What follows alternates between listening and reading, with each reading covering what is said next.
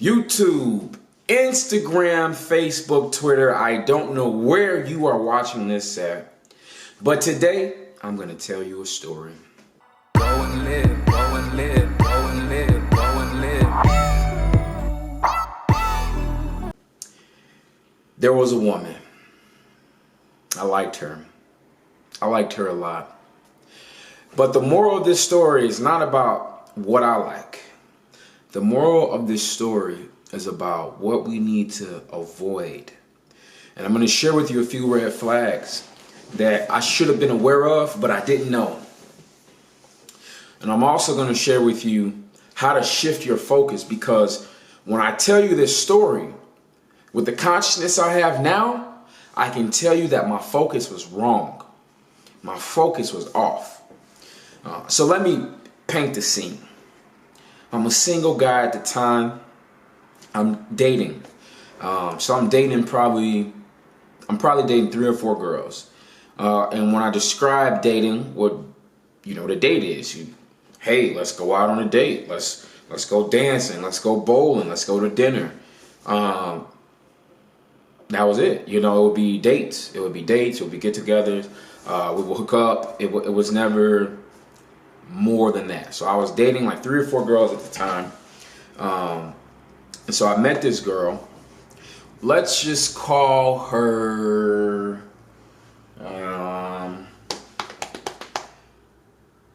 let's just call this girl Blue. Her name is Blue, okay?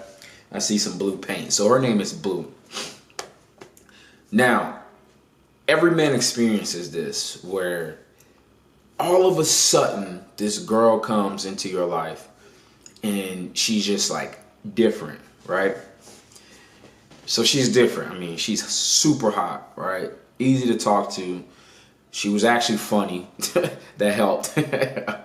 And she was really not like, she was a really nice person. So one day she says, hey, now I met her on the internet. All right, that's how we met. We met on the internet. So one day she says, hey,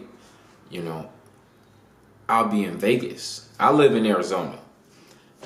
And at the time I had a really close friend who lived in Vegas. I would go to Vegas every 2 or 3 weeks just to kick it with him. I would stay at his house. We would go out together. We would turn up. We would just have a good time.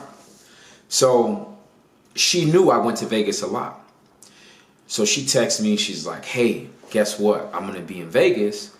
And prior to that text, we had talked about like, hey, we might be in Vegas at the same time. Like, So she texted me and she was like, hey, I'm for sure going to be in Vegas.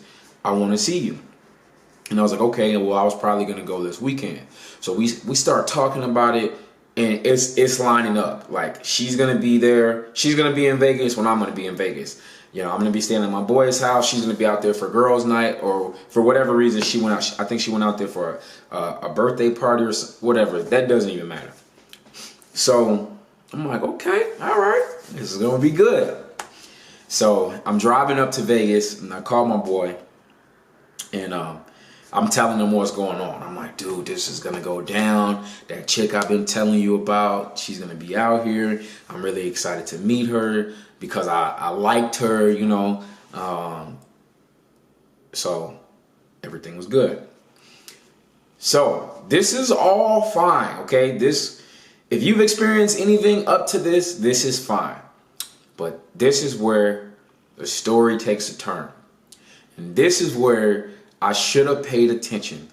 But I was so fucking whipped by the possibility of, I don't even know what. I don't know if it's being with her, being around her, having sex with her. I don't know what it was. But I was so whipped at the possibility of the moment that I couldn't think clearly. Like, I didn't have my normal, like, I have a good ability to reason and to see logic, but because of the way I felt about this girl, I couldn't see reason and logic. So I get there, I get to Vegas, I link up with my guy, we're at his house, we end up at the MGM, all right? So we're at the MGM, we're on the strip, and I'm texting the girl Blue. I'm texting her, And we didn't have, so this is another problem. If you guys are trying to date girls, all right, in 2018, 2019, one of the things you need is set plans. You need to make sure the woman commits to the plans with you. And that if you don't, be ready for her to flake out on you. Like, you need to commit to plans. You need to come up with a plan worth committing to. Come up with a plan, come up with a idea, come up with a structure. Because if you don't, be ready for her to find something else to do. Okay, I'm talking experience. Okay, so the whole thing was we were gonna just kind of see how the night goes, and then we're gonna just link up. So we go to the MGM. Me and my guy, we go to the MGM. So I think we got some food and we're just playing some games. And me and the girl are texting the whole time. We are literally texting the whole time. So then she goes, oh, well, guess what? I'm about to be at Hakkasan.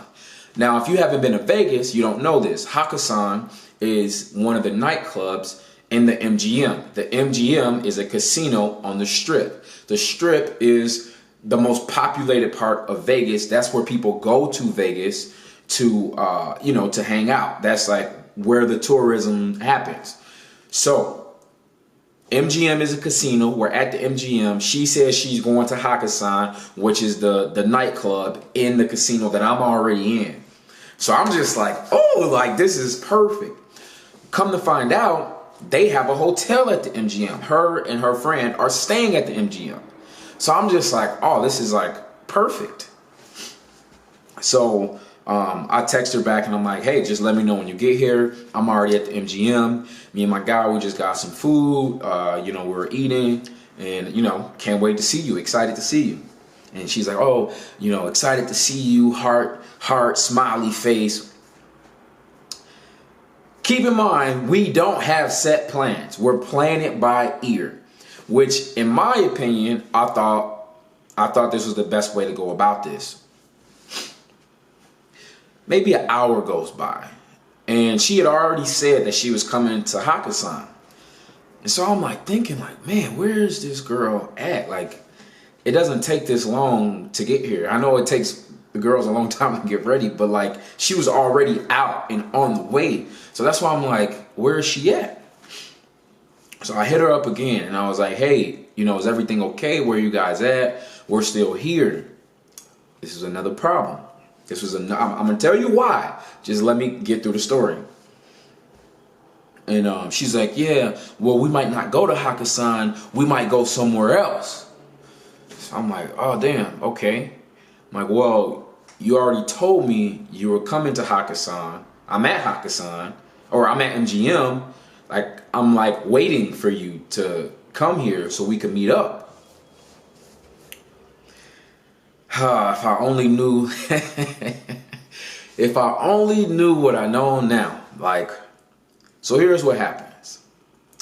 She gets to MGM, and I've already been there. So I've been at MGM at this point for like 3 hours waiting for her.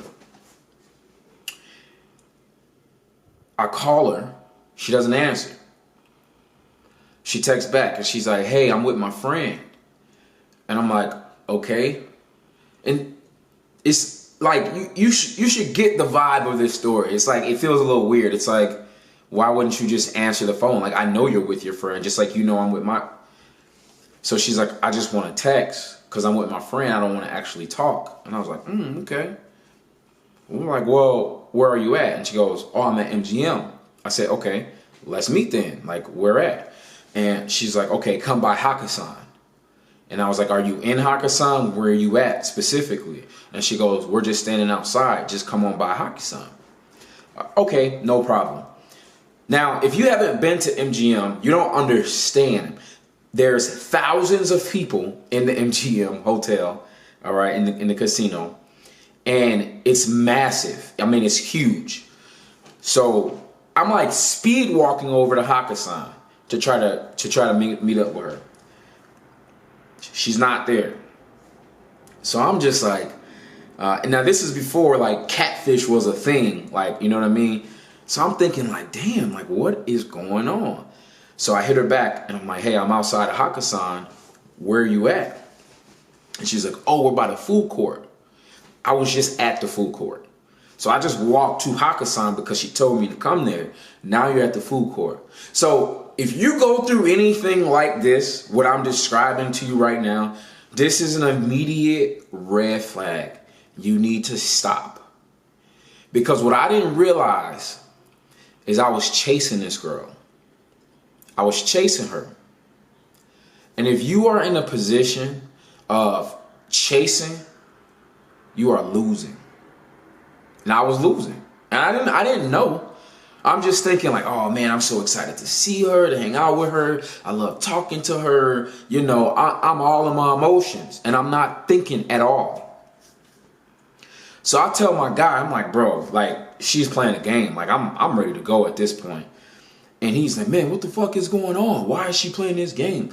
You know, my boy, he was funny. So he's like, all right. He's like, look, you go that way. I'm going to look for her and I'm going to go this way and let's just find her. I'm like, all right, bro, let's find her. So now I'm on a wild goose chase in Las Vegas at the MGM casino, chasing this girl, trying to literally find this girl like James Bond. Walking back from the food court, walking over to Hakkasan, walking over to the casino, walking to the bar, like literally trying to find this girl. My phone rings and it's my guy. I'm like, hello? He's like, dude, I found her. I swear I'm looking at her right now. And I'm like, where y'all at? He's like, bro, I'm in the middle of MGM right now. And so I was like, okay, I know exactly where you are.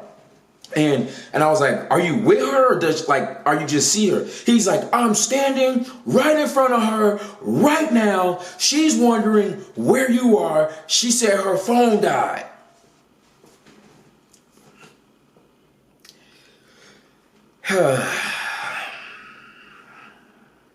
I wish I would have had the game I have now. So I'm like, okay, I'm coming over there. Tell her don't move. So I go over there and it was like, she was like really nervous, right? She was really nervous. And then I walk up and I was like, Blue, what's up? And she's just like, Sly, what's up? And she gives me like this huge, just pulls me in and like she didn't want to let go. She gave me like the biggest hug and then she like kissed me on my cheek. And then she started like talking in my ear. And she was just telling me like how excited she was to see me and all this stuff. And it was so confusing to me because I'm just thinking to myself, why are you not communicating clearly? Why are you not making this easy for me? Now you're telling me you miss me. I'm sorry. Now you're telling me you're excited to see me. You're excited to hang around and talk. I was confused. When I hugged her, it wasn't warmth. It wasn't like I didn't feel like love or I knew for a fact we were like very attracted to each other. But it wasn't, I felt confused. And I didn't trust my confusion. I felt confused. I fucking chased this girl all fucking night. Keep in mind, I told you I live in Arizona and I was in Vegas. So I drove 5 hours to see her with no committed plans. And then we do this like footsie dance in this damn casino. And then when I see her, I'm not even happy. I wasn't even happy because I felt like she was making me do extra work. And I don't like that shit. I don't like that whatsoever at all. Like, meet me where I'm going to meet you at. If I'm giving you good energy, and I'm putting myself out there and literally driving hours, which I was going to go regardless if she was there or not, but still driving hours to come see you, like bring that good energy, and that's not unreasonable to request that. That's not unreasonable. Now, I didn't say any of that to her because I had just met her. So I didn't want to, come off strong, but now that I understand what I understand about being a giver and putting yourself out there, like I should have set a fucking boundary. Instead of chasing this girl, I should have set a boundary with myself, and I should have chased my purpose. I should have stayed in Arizona. I should have never went out there. I should have stayed in Arizona, and I should have told her to come. If you really want to see me, come to Arizona and come hang out with me in Arizona. That's what I should have told her. In retrospect, looking back, if I could do that situation over, I would never drive right now. I'm not driving 5 hours to see anybody like that. You got to come to me. Come see me. I'll fly you out here. You know, that's how I feel, honestly. You know, or at least commit. So, okay. So that's the story. So if you want to know how things panned out, I'll tell you exactly how things panned out with us. We continue to talk. We continue to text. It wasn't necessarily every day, but it was probably like 3 times a week. Then I would say emotions came into play, and she's just like, oh, I like you. You know, I want to try to be with you. And I can definitely say that I probably said the same stuff. And none of that ever happened. None of that ever happened. We hung out a few times after that. It was crazy because she actually started spending a lot of time out in Arizona because she has family out here. So we spent some time together. And we hung out, and I understood that she was very nervous about the first meeting. I can understand that, and I can respect that. But the point of the story is this, all right? Because there's a couple of things that I really want you to get out of this story. The first is, when it comes to dating, you need set plans. You need set plans. The whole wishy-washy, we'll see, maybe, possibly, I gotta see how things go. If anybody gives you any of that stuff when it comes to dating, I'm letting you know right now, it's probably gonna be a tough experience for you. Because I don't care how, look, you got kids, you got school, you have work, whatever you have, you're committing to all of these things. So if you want to go out on a date for 2 hours with someone, you're committing to that too. You should definitely be able to say, hey, I'll be available at this time, or I won't be. So I really want you guys, if you're out here dating people, to start getting commitments on time. And if you come up with wishy-washy plans, expect for people to be wishy-washy with you too. So definitely try to make strong plans. Like, guys, we're going to go ahead and we're going to go to bowling at 7. After we get done with bowling at 7, we're going to catch a reverse happy hour at 9. We're going to bowl from 10 to 11, and then we can see where the night goes from there. Just something simple. Plans don't have to be super, super detailed, but probably just picking a place and a time and make sure everyone agrees on it so we all know. Because time is too precious to be wasted. Effort is too precious to be wasted. The last thing I want you guys doing is wasting hours and hours and hours away of your life. So if you're out here dating, or even if it's in your relationship and you guys are going out, set a time, commit to it, make sure both people are all in, are bought in, bringing that good energy, and go and execute and have fun. Now, the second thing that I really want y'all to be aware of from a red flag perspective is this. If you feel like you're doing more of the work, like 90% of the work, you're doing 90% of the effort, you're chasing them, that's a problem. That, like, you are setting yourself up to be in a people-pleasing, codependent type of situation. They need to meet you with that same type of energy. They need to be able to reciprocate what you are bringing. Okay? If they're not doing that, you're gonna remember this video, and you're gonna be like, Sylvester told me. Sylvester told me. And I'm gonna summarize. I'm gonna close the video with this. Personally, I don't believe in chasing someone. To me, you're running. Chasing implies that you're running away. That something is running away from you. I believe that each person should put the work in and the effort into creating the results that they claim they want. I truly do believe in that. So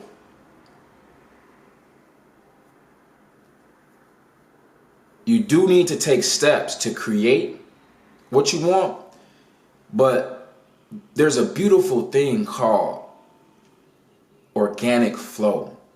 There's a beautiful thing about letting things come, letting things develop. Now, I allow all things to develop. I don't try to force anything in my life. I take the good, I take the bad. I roll with the bad days. When I'm pissed off, when I'm upset, when I'm all of those unruly emotions that I don't like, I roll with them. I never try to change them. Because I know that once they're gone, I'm going to come back to my happiness. I'm going to come back to my bliss. I'm going to come back to my peace. I don't try to change them. I don't try to change people. I let the people in my life be who they are. I don't try to change them. I adjust and I change me. I don't care about changing you. That's a waste of my time. I said it in every book. The only two things in life you can control is your effort and your attitude. So for me, I have to look within. I have to evaluate what type of effort I'm giving out. And I have to evaluate the attitude that I have. People who can't commit to plans, can't stick to plans, and I'm probably guilty of it too at different points. People who can't stick to plans, commit to plans, stop it. Nope, can't do it. Okay? Learn how to set your boundaries. And a lot of the times the boundaries are with your own self. You're like you don't have to start telling these people, I'm making a boundary with you. You don't have to. Set the boundary with yourself. I will not allow myself to act this way. I will not allow myself to behave this way. I will not allow myself to do whatever it is. Whatever it is. Right? Guys, I really appreciate your time today. This was a 20-minute video. If you're new here on YouTube, go ahead and just hit the subscribe button and hit the bell too, because that way YouTube can just send the video right to you.